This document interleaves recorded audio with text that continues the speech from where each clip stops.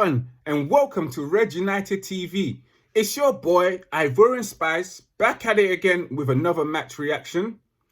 Guys, Arsenal 2, Manchester United 0. I don't know what I could say. I am not surprised, guys.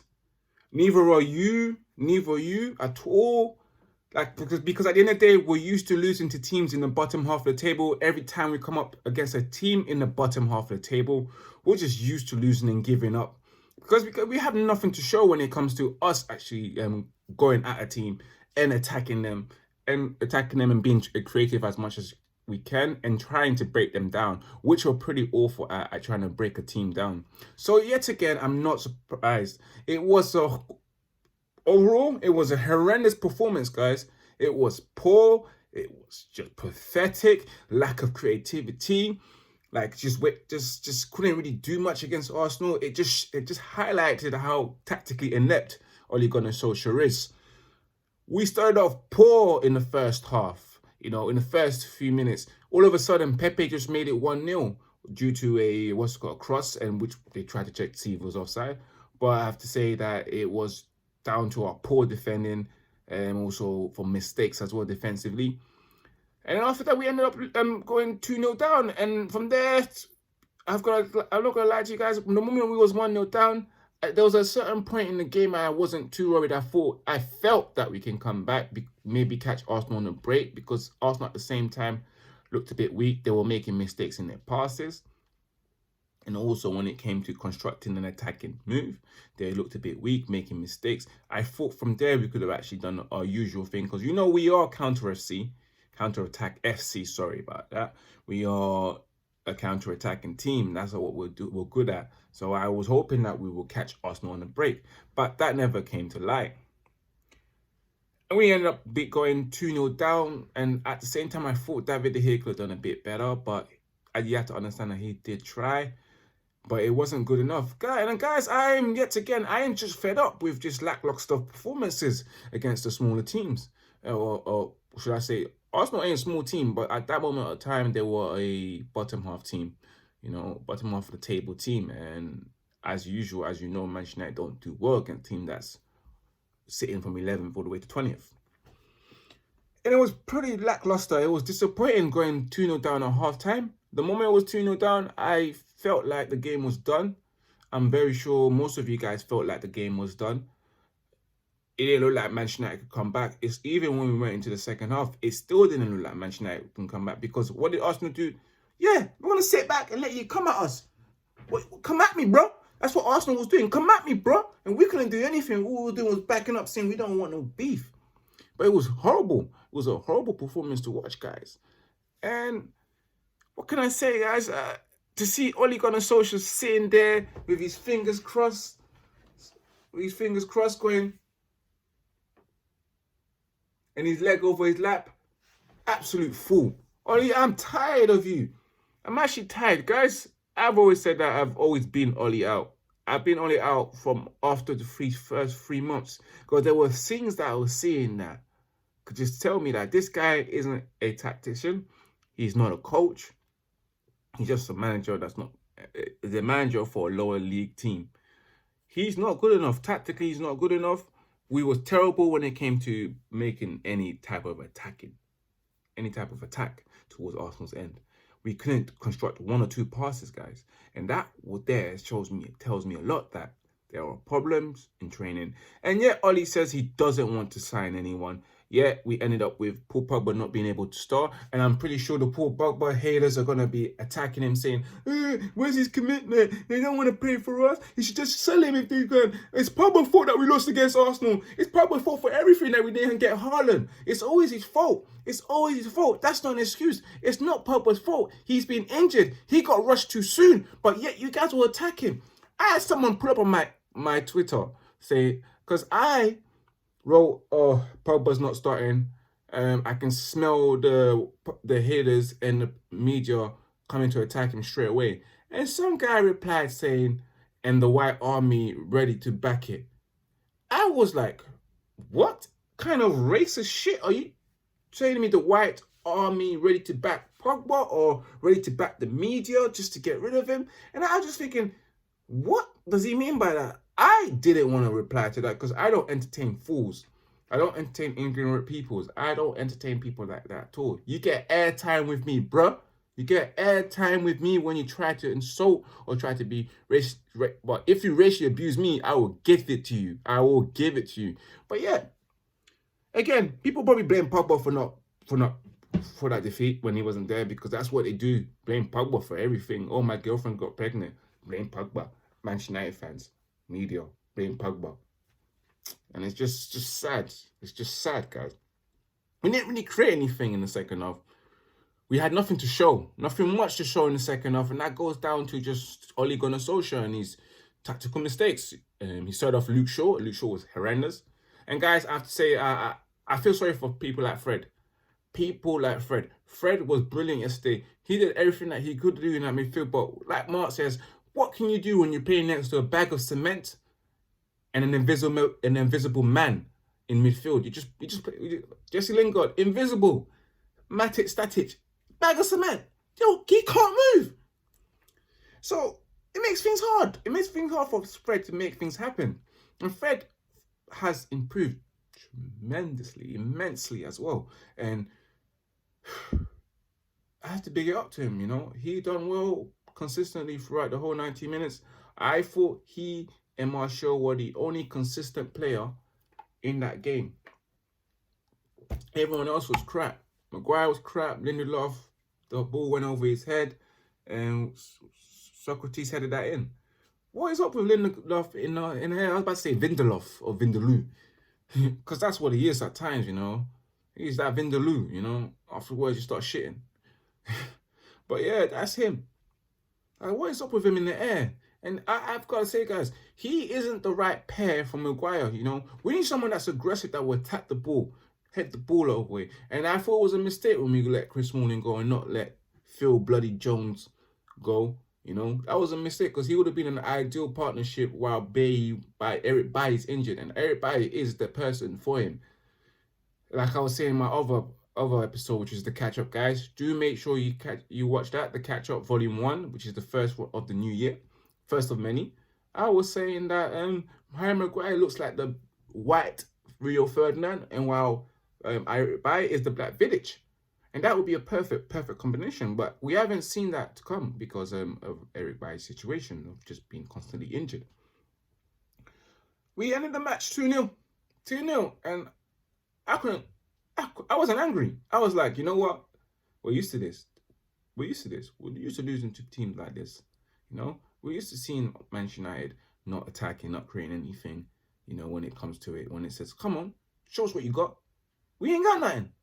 We ain't got nothing but dust in our bag. You know, we can't offer anything. Can't even create a splash in a puddle. You know, a splash in a pool. You know, we couldn't even lead a pack of, a pack of ant to a picnic. Just couldn't do it. Can't do anything. It is sad. It is sad, guys, that we're in this predicament where the manager will tell us, oh, no, it's all about the future. We're going to be great in the future. Like, why aren't we great now? Why can't I see what you want to do in the future right now? Why? We deserve that. We want to see something and for us to be optimistic and say, yeah, I'm looking forward to the future. I can see everything is great. You know, the players are attacking. I can see that the players are clearly coached. We signed some players. I can see everything, you know. But apart from that, in this situation, I can't see progress under Ole Gunnar Solskjaer. I can't see us improving under Ole Gunnar Solskjaer. And you guys want to back him. Back him. He's your manager. He's not my manager. When I look at the bench, I see no manager. I see an empty seat. An empty seat next to Michael Carrick and Mike Phelan or whoever's next to him, Kieran McKenna. I see an empty seat. I just see an empty seat. There's nothing more than that. But let me wrap it up, guys, because at the end of the day, I'm actually quite upset that we lost to Arsenal because I got Arsenal fans just trolling on me.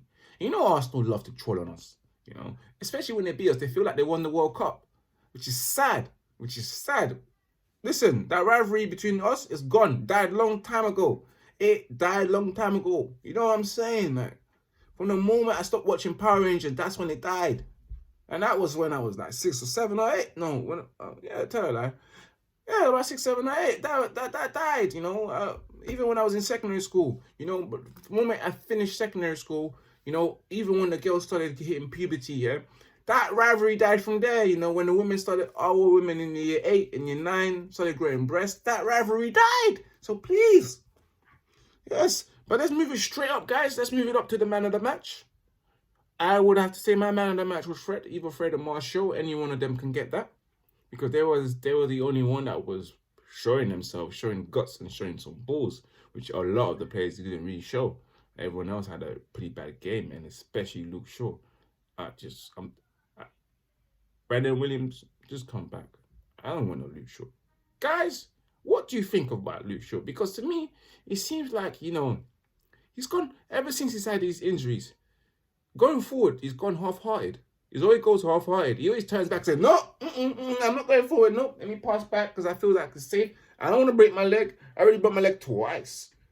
And that's how I feel like with Luke Shaw. He ain't down for the scruff. He ain't down to go forward. He ain't down to burst into the box. He ain't down to go into challenges properly. He just turns around and says, no, I ain't doing this again. I'm passing it back the safe way. That's what it is with Luke Shaw. And then my donkey of the match, I've got to say, it goes to Matic, static Matic, and invisible Jesse Lingard. You know, he was at his stadium yesterday, and people were wondering where he was. He was a no-show in his own stadium. You know, everyone waiting for the performances, and you don't see him. Where was he yesterday? I'm tired, guys. One thing we need to do is tell Jesse Lingard to chill, take a holiday, just go to the beach, and just have a long stare into the ocean and just think about life and where you are. That's what you need, Jesse Lingard. You just need that holiday. Just look, just sit, stand there and look far into the ocean and just think. You need that. Guys, it is really hard to be a Manchester United fan right now, and I hope you guys are, you know, keeping yourself strong. We have the next match against Wolves, and I don't see us doing anything against Wolves, you know, especially if we go to the Molineux, because I kind of don't even know if we're playing at home or away. If we're playing at the Molineux, we've lost. We've lost. We've been to the Molineux. We've played Wolves several times and lost. Not come out on top. I don't see anything good. Let's move it up straight to the player rating, guys. We started off with David De Gea in goal. Did absolutely nothing. 5. I'll give him a 5. Everyone else was trash, to be honest with you. Moved up to Wan-Bissaka. He did okay, but he was trapped and isolated. I thought that James could have helped him, you know, especially against Aubameyang, when Aubameyang was coming in the inside instead of going out the outside. And you know how our boy Wan-Bissaka loves to take people out on the outside and tackles them. But we thought people like Matic or someone like Daniel James will help him out and clearly see that they need help. But then again, we hardly have any leaders that can see these kind of things and tell other players, you guys, please, mark him. You mark him. I'm going to mark him. He's coming there, like, go to him. We don't have any leaders that can identify problems on the pitch and say, you need to go there. I will go there. I will mark him. I can see you're struggling. I'm going to come and help you in a bit, yeah? I'm going to come and help you in a bit. I just need to deal with this dickhead. Yeah. We don't have that player. Then we move it up straight to, since I said Wan-Bissaka, 6. Because he was okay, but he wasn't at his best. Lindelof, 5. In fact, 4, to be honest with you. Poor. Maguire, I don't know. I don't see the 80 million signing that we signed. You know, I don't see the 80 million player that we signed, guys. Yeah. Then again, he's with the wrong guy in centre-back. He's got the wrong partnership. I would give him a bloody 5 as well. Luke Shaw, shit as hell. Horrendous, 4. Straight 4. Straight 4. He's poor. I want Brandon Williams to be back. I thought it was a game for Ashley Young, you know. Although I stay Ashley Young in these type of games, he does turn up and he does show up. And then let's move up straight up to midfield, Fred. Bonafide 7. One of the best players there. One of the best players in the team. Matic. 3. I don't know anything else I can say about Matic. We got on the right wing, Daniel James. Poor. One-dimensional. 2D. Two-dimensional. Can't really do much. Flat. And you got Jesse Lingard. 4. Jesse Lingard, I don't know what he was doing yesterday, bro. He was playing against a makeshift wing back of Maitland Miles, and he couldn't take advantage of that. He couldn't take up someone that was playing as a makeshift right back. Poor. And you got Martial, give him a 7. Martial tried to beat 3 or 4 men, tried all the time. He kept persevering all the time. And that's the type of stuff that I commend, you know. I've heard people call him lazy yesterday when he was doing exceptionally well. And I'm tired of our own fans and the media calling people like Martial lazy or has a bad attitude when you got people like Luke Shaw who still isn't fit, who's still fat, yeah, who hasn't lost weight, put a couple of pounds, looking like a big chubby potato, yeah. He doesn't put in that work to show the professionalism, you know, the level of professionalism. When do I see him post up videos of him working out, trying to lose weight, showing real professionalism? And then I see people like Pogba, who's been in a cast, trying to ride bikes, trying to get them back, speed himself back up to come back and play for the team. And you're telling me you don't like the attitude of people like that. You guys, sometimes people make me sick, you know. People make me sick. Whenever it's a coloured foreign player, we seem to have an attitude. We seem to have an attitude all the time because we don't do what you want us to do. And it's sickening, guys. It's actually appalling, you know, every time. Because I can clearly see it's because Pogba or Martial are French and black, yeah? You don't like English people, don't like French people? What problem? And when you're black as well, racism. And racism is a big issue here in this country. We still talk about it right now. Because we have people who have never suffered racism discussing how to tackle racism. If you've never suffered racism, you can't discuss how to tackle racism. You need to be in it to actually deal with it, you know? To actually see what can we do about it.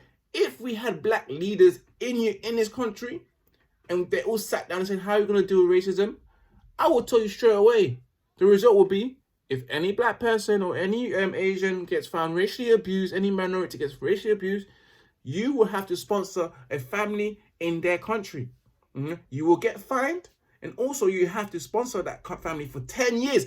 No one will ever be racist ever again. Could you take money out of your own pocket, and even if you got your own family to support, you'll be upset. Like, damn, man, I have to support another family in Africa for 10 years? I can't do that. You'll suffer, and you will never be racially abusing anyone. Or actually put them on and shame them, name them and shame them, and put them on a list that's called racist people. You don't want to be on that list. When you want, and then throw it to the employers, blacklist them. These are the racist people. No one will be racist ever again. But yeah, that's just one solution. But yeah, guys, my manager rating. In fact, the subs who came on Greenwood, I would just put non-applicable because even with Jesse Lingard, his match rating non-applicable because he was non-applicable. He was invisible. But I wouldn't want to give him a rating to Greenwood because he doesn't deserve what happened. And we brought a matter, please. And he brought an Andrews Pereira. All of them, NA, I can't bother. And with Ole Gunnar Solskjaer, his manager rating 1 or 0 because he was terrible. He was trash. I had enough. Anyway, guys, we've got to move on. We've got the FA Cup, Watford. You catch me on that match reaction, guys. Get me? Make sure you follow my socials. Follow Red United. We're almost at 1,000 Instagram followers. Which just follow me at Red United TV, guys. That's on Instagram. We're almost at 1,000. We're like on 760, 70. And I only started last month. So my portfolio keeps building up, guys. And I have to say thank you for supporting this, supporting me and what I'm doing with the platform that I'm trying to provide for you guys. I just hope you guys enjoy and continue to subscribe. Smash that like button, guys. And let me know what you think about that match against Arsenal. And also let me know if you feel like we're going to sign, because I don't feel like we will be signing anyone in January. Although we need 2 midfielders, we opted to try and get a striker. Yes, so shout out me on my socials, which is my personal IG, which is @_Ivorian Spice, and also @_Ivorian Spice for Twitter. And also, do not forget to follow this guy at Silences Power 2017 on the IG. All the links are on the description below. Just look at the comment section. You'll find the descriptions and all the links of how to follow me and to get some of these cool Silences Power hat, guys. Guys, it's been lovely. Thank you very much. God bless you. Happy New Year. And let's hope Manchester United turn up this year or find a new manager. Peace and good.